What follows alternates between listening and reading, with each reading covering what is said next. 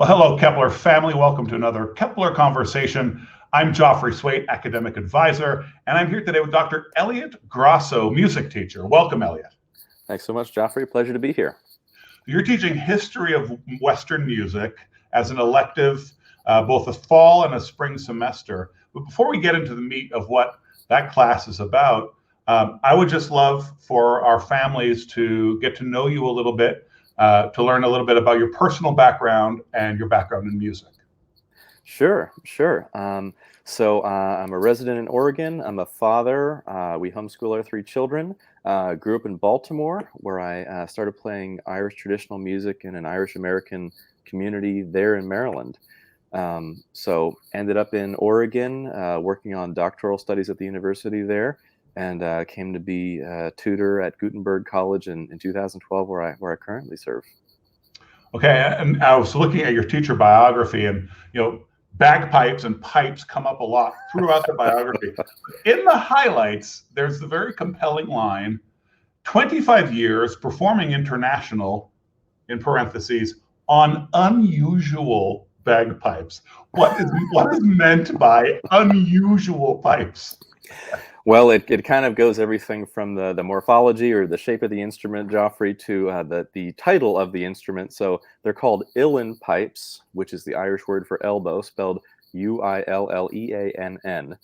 And the type of bagpipe that it developed in the 18th century. It was for indoor dance music, played mostly by the Irish Protestant aristocracy for dancing and entertainment and things like that, but kind of got a second life in the 20th century. After the potato famine in the 19th century, and kind of took off here in the United States and other places around the world. So it's a very difficult to pronounce and play instrument, but I never shirked from a challenge, and it kept me away from other harmful things like football and girls. So I kept at it. Oh, okay. My parents approved. Okay, good. Well, there were the uilleann pipes. Is that how you pronounced it? Uilleann, kind of like Illinois. Uilleann pipes. Mm-hmm. Well, there were several words that came up in your teacher profile that were Celtic words that are difficult, at least for me, to pronounce. And you've played in front of, we'll call them Celtic nobility, like impressive places in Ireland and Scotland and here in the States. What has been a highlight of your career as far as playing in front of distinguished personages? Well, I mean, first of all, it's incredibly humbling to get to have those kinds of opportunities. And, I have friends and family to thank for being so generous and inclusive and supportive and cultivating me as a very young person playing this music. So it's certainly they deserve a lot of thanks for any opportunities that I have had. I think one of the highlights for me was sitting on a stage with President and First Lady Clinton, playing for the National Endowment Awards. I think Aretha Franklin was getting an award and some others, and they asked some musicians on the East Coast to come and play a couple of music for it, and I was invited to play as well. So it was a lot of fun. Yeah, so you played at the St. Patrick's Cathedral in Dublin. You played at the Library of Congress, the John F. Kennedy Center for the Performing Arts. Where was this the National Endowment of the Arts Award? Where was that situated? That was in Constitution Hall in Washington, D.C. Okay, wow, how cool.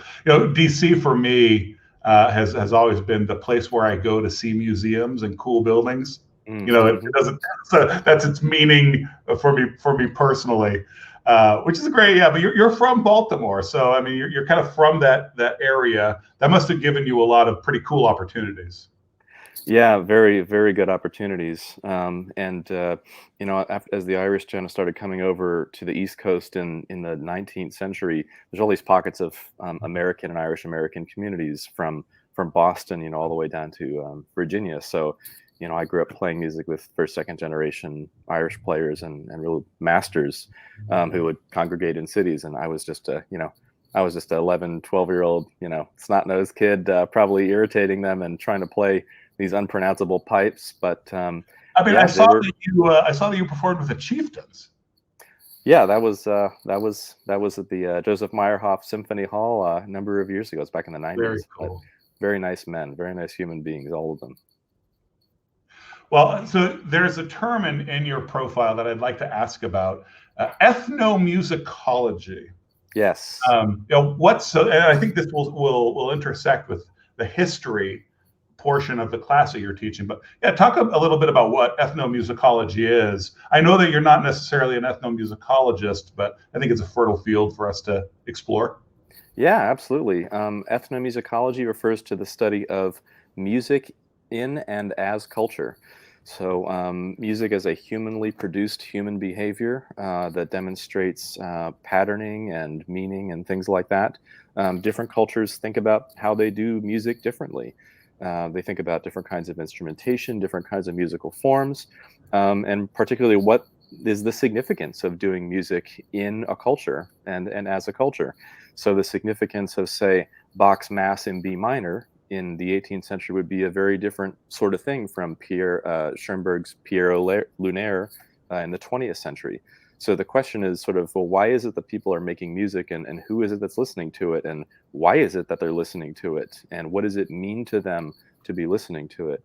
So it really touches on a wide range of topics, everything from the technologies of, say, musical notation, or pianos and violins didn't always exist. Someone invented these sound producing sculptures.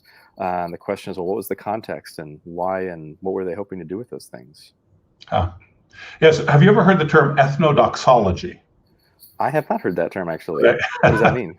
It's an evolution, I guess, or a specialization that is being built out from ethnomusicology. Ethnodoxology, there's some debate still about what it is exactly, but there are more and more people saying, I'm an ethnodoxologist. And it's the idea that you study how different peoples worship. And then, how should they worship? How have they worshiped? What should they incorporate from elsewhere? And it gets into all sort of sociological and philosophical questions. It's a part of Missio. I have a bit of a missionary background, so it's something that has become fashionable, unfortunately, in the missions world. I say unfortunately because the missions world, like any other, is subject to modes and fashions, and that's not always healthy. But I think the idea of studying how worship, how a people interacts with worshiping God is really interesting. And I think the idea of studying how worship and people groups and music interact. So I wonder if you'd be willing to speak to what music to the Lord is. I'm asking it in a huge, big way, hoping to get a broad answer. Yeah, absolutely. Well, I think it's fascinating, Joffrey. I mean, us humans, we have bodies and we exist in a material dimension. And part of that material dimension includes sound, the propagation of air and molecules and things like that through the air that physically affect our state. And so it seems to me that a couple things are apparent. One is that human beings are physically designed, created to be responsive to physical interactions of this nature. So music's kind of like a strange phenomenon, and it's hard to understand because it's invisible. So if I hold up here's a piece of sheet music here. I mean, this isn't the music. That's just paper and ink. I can interact with that so that it becomes music, but it's quite literally not that thing. So how is it that we conceptualize and understand our physical world, a world that I believe God created and put us in order to interact with in certain kinds of ways? And then what does our behavior suggest about our relationship to that environment and to God as well? Am I trying to create something orderly and honoring and hopefully beautiful, something elegant that acknowledges the sort of deep and significant patterning that we as human bodies and souls have imprinted on us? Or am I doing something different from that? So I would say one of the significant things about music is that it kind of reflects a very deep level of patterning that's inherent in the design of every human being. Yeah, I love that your answer really is so incarnational. I think there's a temptation for us to, I guess, spiritualize music away. when things are spiritual, they should be more real for us, right? But I think we have a tendency to sort of gnostically, shift everything up and away from our actual beings. And music, there's a temptation, I think to that. I think of a scene that always, whenever I feel intimidated by the classical music world, my mind flashes back to a scene in an old Horatio Hornblower novel. So C.S. Forester wrote these, British Navy adventures, and the main character is very awkward. And there's one of the early books. He goes to a concert, and he sits in this. There are all these people who are culturally educated, and he's some humble, recently promoted midshipman. And he sits down and he starts tapping his foot because he's surprised that he enjoys the music, and then is mortified to realize what a faux pas. I'm tapping my foot, and everyone is looking down on me, and you're feeling that. And of course, a lot of that can be just what you perceive as opposed to what reality is. But there is, I think, a tendency sometimes, particularly when we think about worship, to take the music away from our bodies. So I love that the first place you went was the body. Yeah. I mean, I don't know any music that human beings create without such a body. Mozart didn't write a single note without a cerebellum, so seems pretty integral to me. So you're teaching history of Western music. I'd love to, before we get into the nuts and bolts of the course, I'm going to ask a question which, from the Kepler education side of things, is a bit of a slam dunk, but it'll be interesting to hear your answer. Why Western music? Western music, that's a great question. I think part of it is when you're dealing with the arts, you're dealing with if you think of dropping a pebble in a pool of water, and sort of the furthest ripples, in my thinking, are the arts. So, and that pebble that's dropped is the worldview. It's the existential commitments that are shared that the individual artist shares with the collective culture, such that those arts can become public, in a sense. So why Western music? I've studied a lot of different kinds of musics from around the world, music from Indonesia, Africa, Bulgaria, North America. And I don't know, I'm just in love with this stuff. It's I find it incredibly beautiful and moving. It brings to light something really essential that's kind of transcends the incarnate, the temporality that we're talking about. It just makes me look up for some reason. And it's so difficult also to play, and it's so beautiful at the same time. It's like a rare, it's one of the hardest things I've ever had to do is sit through and think, what pieces am I going to pick for us to look at for a course like this? Because every exclusion seems like, a terrible, terrible omission. So for me, I think it's the beauty that strikes me about Western music, and the way in which beauty is understood and communicated in Western music. I think every culture has beauty. I think every culture cares about beauty and would care at some level about the kind of patterning that we're talking about here. Everyone is human all over this world, and makes music in response to that humanity. But there's just something about a Rachmaninoff piano concerto that, I don't know, lights me up. I want to talk about it. Yeah, great. So, a history of Western music, part 1 goes medieval, Renaissance, and Baroque.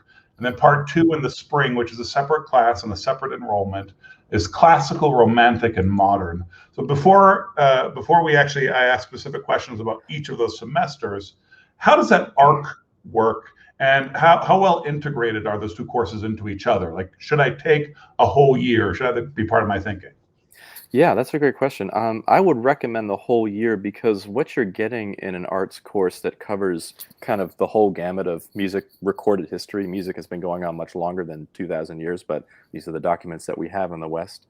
I would recommend the whole thing because it gives you a sense of how the questions and the answers of Western civilization change, and how that impacts broader scale public human behavior. So in the Middle Ages, for example, you have Gregorian chant, and then you have polyphony in Notre Dame in Paris in the 13th century. And then by the time you get all the way to the 20th century, you have atonality. There's a completely different concept of what music is supposed to sound like, and what kind of music human beings as a collective culture are going to be interested or willing to listen to. And it's sort of like, if you track the philosophy and the politics along, you see music kind of like responding to this. You know, I Yeah. mean, if like Beethoven, for example, if you think about Beethoven's Eroica Symphony as a response to Napoleon's seizing of the dictatorship in France, and putting the crown of empire on his own head, it's sort of like, yeah, I mean, I don't know how to extricate the one from the other. They're so tightly linked, but the arts provide this insight, this deeper piece that just reading political treatises or just reading philosophy don't quite get at, because the arts affect and tug at our emotions in such a distinctive way that Mhm. I don't know that any other art form does. And I would call literature and philosophy certainly art forms, but it just does some very particular work. Yeah, and there's a physical evocation that happens with music, where I suppose what it is, that it's a little harder to have a hard heart about music. You can decide that I'm not going to let this poem affect me a lot more easily than you can say I'm not going to let this song affect me. Yes, I think that's a really good point. And I mean, I've been wondering about that very question myself. I mean, one of the reasons that I love to teach is I have a lot of questions on my own, Hmm. and want to understand the world better myself. So I try to do that by interacting in dialogue with others. But the thing that you're talking about, it's a big question. It's a really huge question.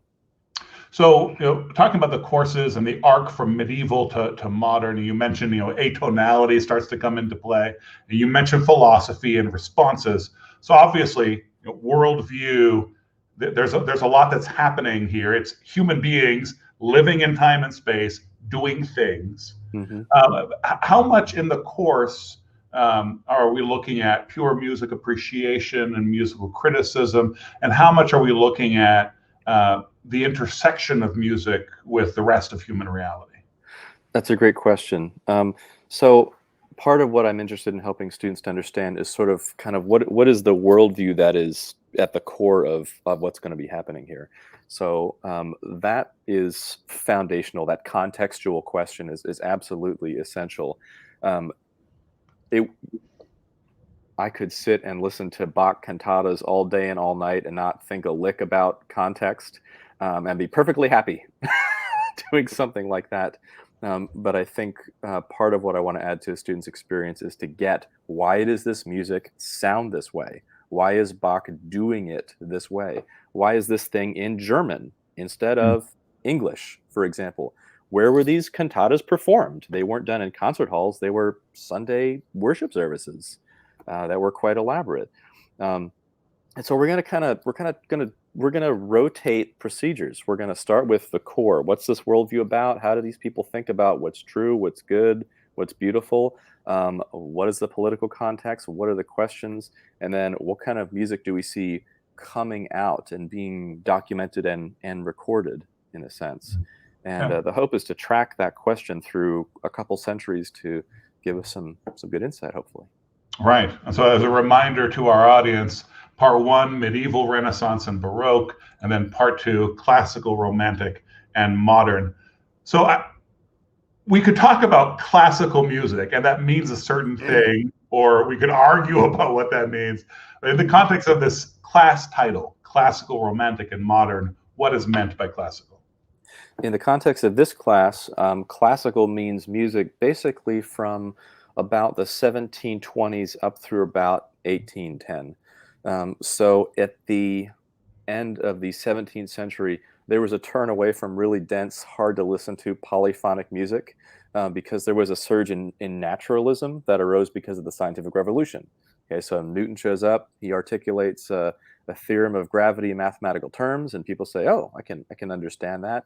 So we can understand nature. So shouldn't we be able to understand music? Let's simplify music a little bit so that we can understand what it is that's going on." Mm. And so the beginning of classicism is really about trying to understand this balance. You hear one thing for 5 bars, 6 bars, 4 bars, and you hear the second thing for the same amount of time. There's this kind of alternating dialogue that makes classical proper music very easy to listen to, very easy to understand, very easy to digest. And at the same time, music is entering the public sphere for the first time. So you can't buy a concert ticket in Europe until about 1637 or so. So the first 1600 years are music in a very different sort of context. It's done for worship, it's done in church, it's done in aristocratic homes. But it's in the 17th and 18th centuries that music really becomes a public, popular sort of question.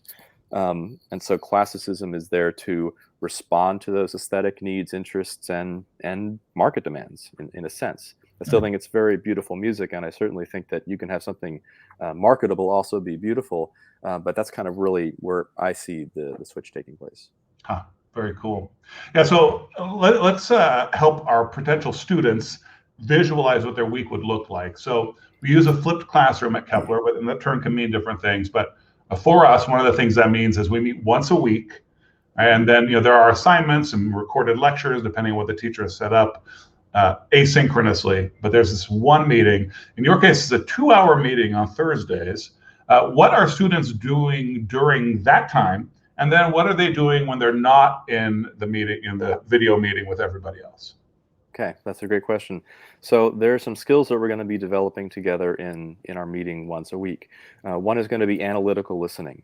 So we're going to take a section of music, we're going to listen to it, ask ourselves, what can we say about it? What are we hearing in terms of the language, the form, the harmony, the melody? And we're going to start from ground zero. So I'm going to assume that all students are starting from the beginning.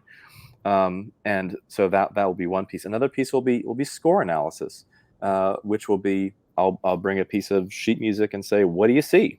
What are we looking at here? How many instruments do you think are playing? How long is this piece? Things like that.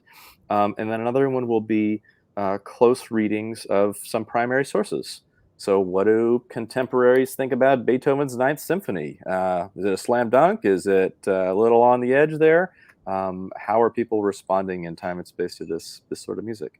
So I'll be there to support students and provide extra background information so that they can get a bigger picture of what's going on in the arts. Great. Well, I've really enjoyed meeting you, talking about Uilleann pipes, Illinois. That's one of those words I'm just glad I have finally heard aloud, because I've seen the term before, but Gaelic scares me. I admit it. I'm a language teacher, but Gaelic scares me. It's another critter altogether. Yeah. Well, I appreciate you visiting with us. Have a great day, and Kepler families, thanks so much. Thanks for having me, Joffrey.